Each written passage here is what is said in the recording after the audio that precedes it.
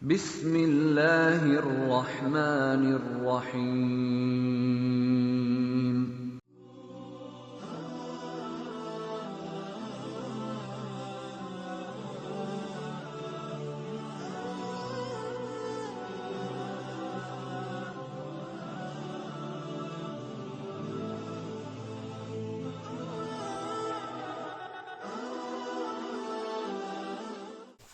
محترم حاضرین، الحمدللہ ہم نے دنیا کی بے ثباتی، دنیا کی ناپائیداری اور صحابہ کرام کی زاہدانہ زندگی پر بڑی علمی گفتگو سنی ہے، اور میں اسی سلسلے کو جاری رکھتے ہوئے بلا کسی تاخیر جدید تجارتی مسائل کے عنوان پر اس مسجد کے خادم، اس مسجد کے بانی فضیلۃ الدکتور سید حسین بن عثمان عمری مدنی حفظہ اللہ کو مدعو کرتا ہوں کہ وہ ہمیں اپنے وقیع خطاب سے ممنون فرمائیں۔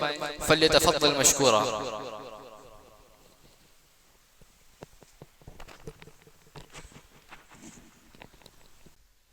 بسم اللہ الرحمن الرحیم، الحمدللہ رب العالمین، وصلی اللہ وسلم وبارک علی نبینا محمد وعلى آلہ وصحبہ اجمعین ومن تبعهم بإحسان الى یوم الدین، اما بعد۔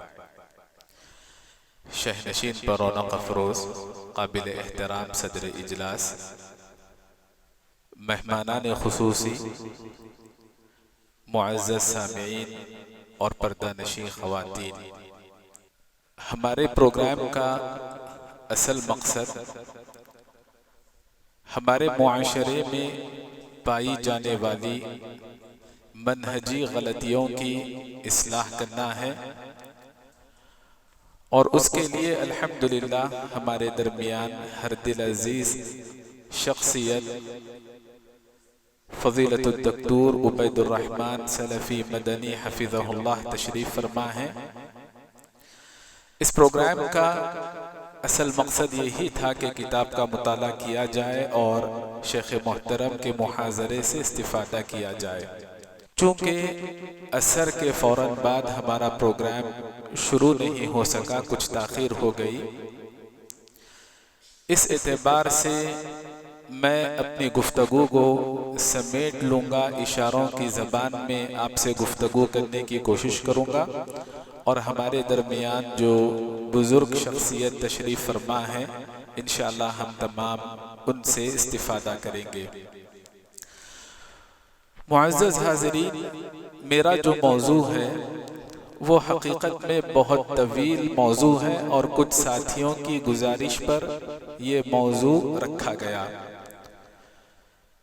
اس موضوع پر الحمدللہ مختلف مقامات پر تفصیلی خطابات ہو چکے ہیں، لیکن میں کچھ باتیں نکات کے طور پر آپ کی خدمت میں رکھوں گا، جس سے آپ کو اندازہ ہو جائے کہ کیسے ہم کو تجارت کرنی ہے اور کن چیزوں سے ہم کو اپنے آپ کو بچائے رکھنا ہے، ورنہ مسائل لا متناہی ہے، ختم نہیں ہوں گے۔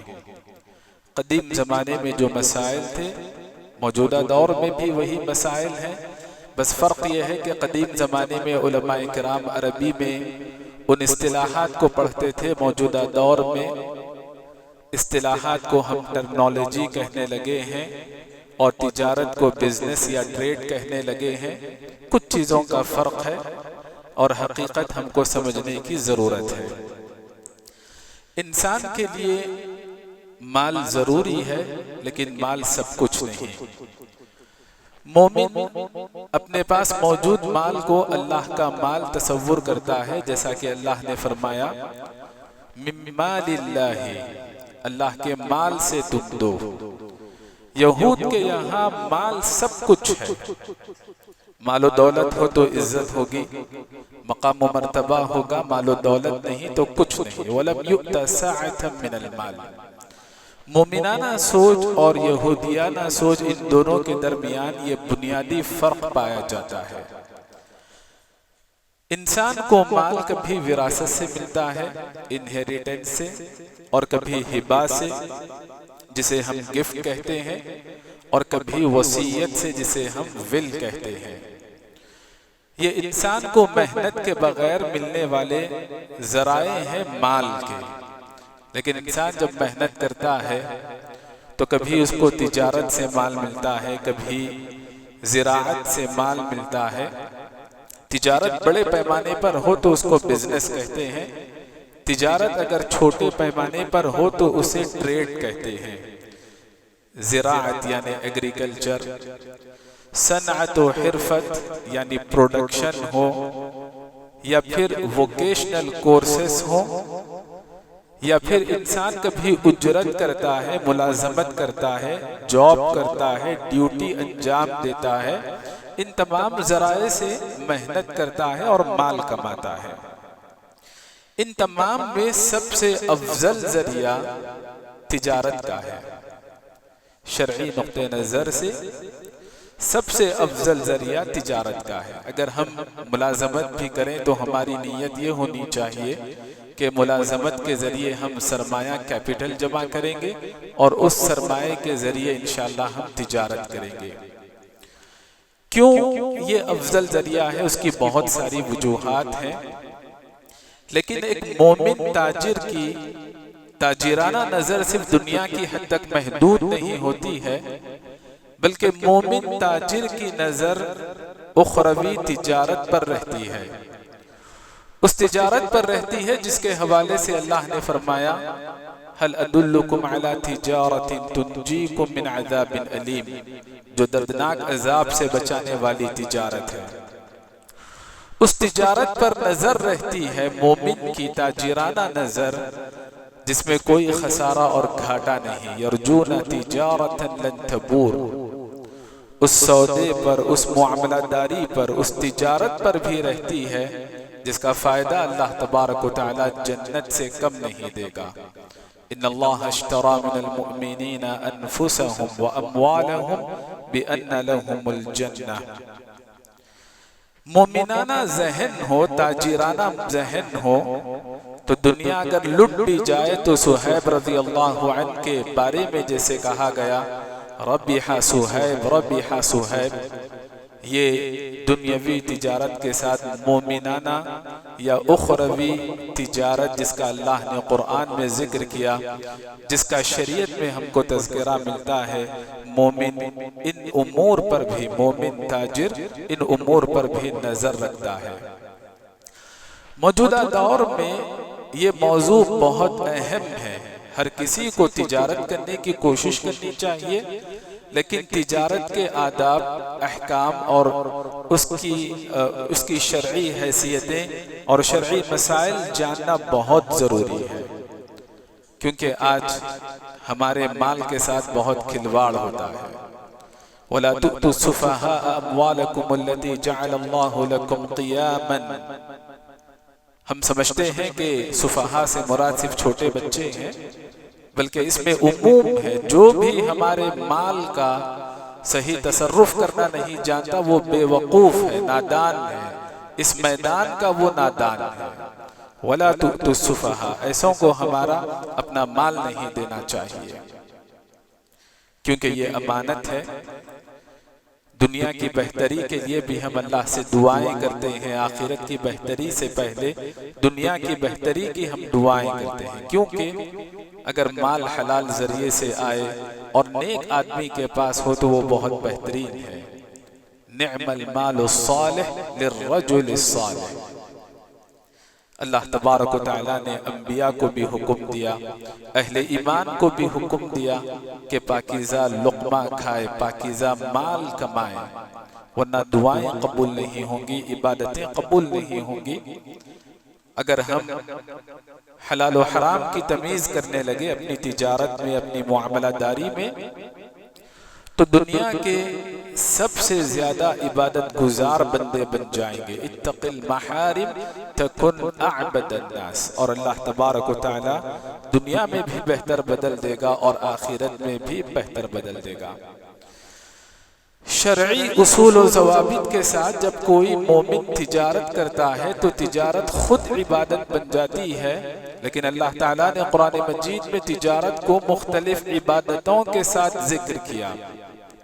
سورہ قریش کی آپ تلاوت کریں، اللہ تعالیٰ نے تجارتی سفر کو عبادت کے ساتھ ذکر کیا، جمعے کی نماز کی عبادت کو اللہ نے تجارت کے ساتھ ذکر کیا، حج کی عبادت کو اللہ تعالیٰ نے تجارت کے ساتھ ذکر کیا، تہجد کی عبادت کو اللہ تعالیٰ نے تجارت کے ساتھ ذکر کیا، اور ان تمام عبادتوں میں اللہ نے تجارت کو اللہ کے فضل سے تعبیر کیا۔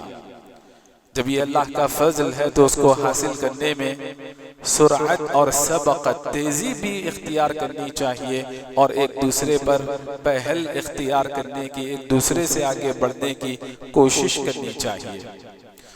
عمومی طور پر ہم کو جو آداب ذہن میں رکھنے ہیں وہ یہ ہے کہ سچائی بہت ضروری ہے۔ سچائی کے ساتھ رحم دلانہ معاملہ کرنا چاہیے۔ رحم اللہ امرأ اذا باع واذا اشترى واذا اقتضى، خرید و فروخت کی بات ہو، رقم اصول کرنی ہو، تمام معاملات میں رحم دلی کا مظاہرہ بہت ضروری ہے۔ سچائی، التاجر الصدوق الامین، صداقت اور امانت داری، اور اس کے ساتھ رحم دلانہ رویہ۔ اس کی دو مثالیں صحابہ کرام میں ہم کو بڑی اچھی ملتی ہیں، ورنہ بے شمار مثالیں ہیں۔ جریر رضی اللہ عنہ کا واقعہ کہ جب ان کے پاس ان کا غلام کسی کا گھوڑا خریدنے کے لیے پہنچتا ہے اور خریدنے والے کو جریر رضی اللہ عنہ کے پاس لے کر آتا ہے، اور غلام نے یہ کوشش کی کہ بڑا عمدہ نفیس گھوڑا صرف 300 درہم میں خرید لیا جائے۔ جریر رضی اللہ عنہ نے 100 درہم بڑھانے شروع کیے، یہاں تک کہ 800 درہم تک پہنچے۔ لوگوں نے کہا آپ نے ایسا کیوں کیا؟ تو فرمایا کہ میں نے بیعت کی اللہ کے نبی صلی اللہ علیہ وسلم کے ہاتھ پر کہ میں ہر مسلمان کے ساتھ خیر خواہی کروں گا۔ یہ ایسی تجارت صحابہ کرام نے کی، صداقت کی، امانت داری کی، رحم دلانہ رویے کی، یہ سب سے عمدہ مثال ہے۔ صحیح مسلم میں ایک طویل واقعہ ہے، کسی شخص نے زمین بیچی، بیچنے کے بعد زمین سے سونے کے زیورات سے بھرا ہوا ایک مٹکا دریافت ہوا۔ بیچنے والے نے کہا کہ خریدنے والے سے یہ آپ کا ہے، میں نے تو زمین بیچ دی۔ خریدنے والے نے کہا کہ میں نے صرف زمین خریدی، یہ سونے کا مٹکا میں نے نہیں خریدا۔ معاملہ آگے بڑھا، پھر اس کے بعد میں ایک حل نکالا گیا، ان دونوں کے بچوں میں بیٹا اور بیٹی کے ساتھ نکاح کی ترتیب عمل میں لائی گئی۔ ایسی عمدہ مثالیں ہم کو ملتی ہیں جب شرعی اصول و ضوابط کے ساتھ تجارتیں کی جاتی ہیں اور معاملات انجام پاتے ہیں۔ احتکار، جسے ہورڈنگ کہا جاتا ہے، مال اپنا ہے لیکن اس کے باوجود بھی ذخیرہ اندوزی کر کے رکھنا منع ہے، کیونکہ ایک فرد کی مصلحت سے زیادہ ایک معاشرے کی مصلحت اللہ کے یہاں انتہائی اہمیت کی حامل ہے۔ کسی بھی طرح سے مالی معاملات میں اپنے آپ کو دھوکہ دہی سے بچانا چاہیے، اور اسی طرح اگر جب کبھی کوئی معاملہ داری شراکت داری کے طور پر ہو، پارٹنرشپ کے طور پر ہو، تو اس میں بھی اچھے اخلاق کا مظاہرہ کرنا چاہیے۔ خسارہ ہونے کی صورت میں صبر کا مادہ رکھنا چاہیے۔ اللہ تبارک و تعالیٰ آزمائش کے طور پر ان مراحل سے گزارتا ہے، اور توکل بھی ضروری ہے تجارت کے لیے۔ اور پھر شان استغنا، بے نیازی کا جو معاملہ ہے، جیسا کہ عبد الرحمن ابن عوف رضی اللہ عنہ کے سامنے پیشکش کی گئی کہ میں آپ کو آدھا مال دے دوں گا، ایک بیوی کو طلاق دے دوں گا، عدت گزرنے کے بعد آپ نکاح کر لیں۔ عبد الرحمن ابن عوف نے مال قبول نہیں کیا اور کیا گزارش کی کہ مجھے بازار بتا دو۔ اس کے بعد عبد الرحمن ابن عوف نے تجارت کی اور اللہ نے برکت دی۔ جن امور میں شرعی خلاف ورزی پائی جاتی ہے، بالخصوص سودی معاملہ داری، اس سے بچنا ضروری ہے۔ سود سے، انٹرسٹ سے، یا کوئی بھی کام جو انٹرسٹ بیسڈ کام ہو، اس سے بھی اپنے آپ کو بچائے رکھنا ضروری ہے، ورنہ اللہ اور اس کے رسول کے ساتھ جنگ کا اعلان کرنا ہوگا۔ اور سود کو ان گناہوں میں شمار کیا گیا، ایاک والذنوب التي لا تغفر، جو سچی توبہ کے بغیر ناقابل مغفرت گناہ ہیں۔ یسیر الربا شرک، ادنا درجے کا بھی سود عقیدے کی غلطی کی طرف لے جا سکتا ہے، اور ایسر سود میں انتہائی کم درجے کا سود یہ ہے کہ نعوذ باللہ آدمی اپنی والدہ کے ساتھ جنسی زیادتی کرے۔ سودی معاملات سے اپنی تجارت کو بچائے رکھنا، خرید و فروخت کو، اپنے سارے معاملات کو بچائے رکھنا بہت ضروری ہے۔ یہ بڑی غلطی ہے جو آج کل تجارت میں پائی جاتی ہے کئی معاملات میں۔ اس کے بعد ہے الغرر۔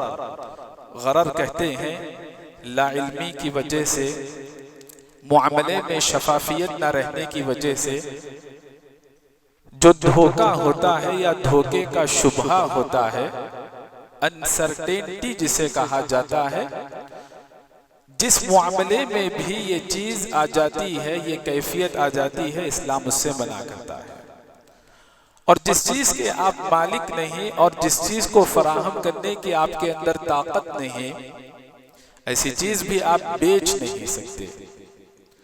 اور جس چیز میں بھی میسر اور قمار یعنی گیمبلنگ کا شبہ ہو، جیسے عام طور پر انشورنس کی مختلف شکلوں میں پایا جاتا ہے، ان تمام امور سے اپنے آپ کو بچائے رکھنا بہت ضروری ہے۔ اور اسی طرح ایک معاملہ داری کو دوسری معاملہ داری میں داخل نہیں کرنا چاہیے۔ بیعتین فی بیعہ،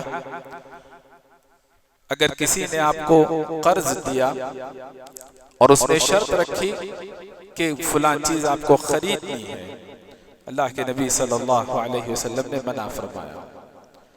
ایک معاملہ داری دوسری معاملہ داری میں کسی بھی طرح سے داخل نہ ہو۔ جب اللہ نے کسی چیز کو حرام کیا ہے تو اس کی قیمت کو بھی اللہ نے حرام کیا ہے، اس کی تجارت نہیں کر سکتے۔ اور کچھ ایسی چیزیں ہیں ملعون چیزیں، لعنت زدہ، جس کی آپ ڈیلیوری بھی نہیں کر سکتے، پہنچا نہیں سکتے، کسی بھی طرح سے آپ حصے دار نہیں بن سکتے ہیں۔ اگر کہیں پر کوئی معاملہ داری جاری ہو تو ایک معاملہ داری پر کسی اور کو آگے بڑھ کر دوسری معاملہ داری نہیں کرنی چاہیے، اور کوئی بھی سودا بالجبر نہیں کرنا چاہیے۔ انما البیع عن تراض، باہمی رضامندی کے ساتھ معاملات طے پانے چاہیے۔ ابھی وقت اس بات کی اجازت نہیں دیتا کہ مختلف مسائل آپ کے سامنے رکھے جائیں، بالخصوص شیئر بازار ہے، یا ملٹی لیول مارکیٹنگ ہے، یا F&O ہے، یا پھر اسی طرح سے انشورنس کی قسمیں ہیں، کریڈٹ کارڈ کا مسئلہ ہے، ہیوی ڈپازٹ ہے، EMI کے مسائل ہیں، یا کرپٹو کرنسی کا مسئلہ ہے۔ ایسے جتنے پارٹنرشپ کے مسائل ہیں وغیرہ وغیرہ، ان پر الحمدللہ یوٹیوب وغیرہ پر کئی چینلز پر کئی گھنٹوں کے طویل دروس موجود ہیں، انشاءاللہ آپ ان سے استفادہ کر سکتے ہیں، یا وقت ضرورت مل کر تبادلہ خیال کر سکتے ہیں۔ یہ گھڑی ایسی گھڑی ہے کہ ہمارے درمیان ملک کی ہر دل عزیز اور علمی فاضل شخصیت جو ہم تمام کے لیے ایک استاذ کے درجے میں ہیں، ایک مربی کی حیثیت سے ہیں، مجھ کو بڑی محنت کر کے شیخ کو یہاں پر لانا پڑا، ورنہ کافی دن ہو چکے تھے اہلیان حیدرآباد شیخ کے علم سے مستفید ہو کر۔ الحمدللہ ہم اس نعمت کو غنیمت جانیں گے اور انشاءاللہ شیخ محترم کے خطاب سے استفادہ کریں گے۔ وجزاکم اللہ خیرا، والسلام علیکم ورحمۃ اللہ وبرکاتہ۔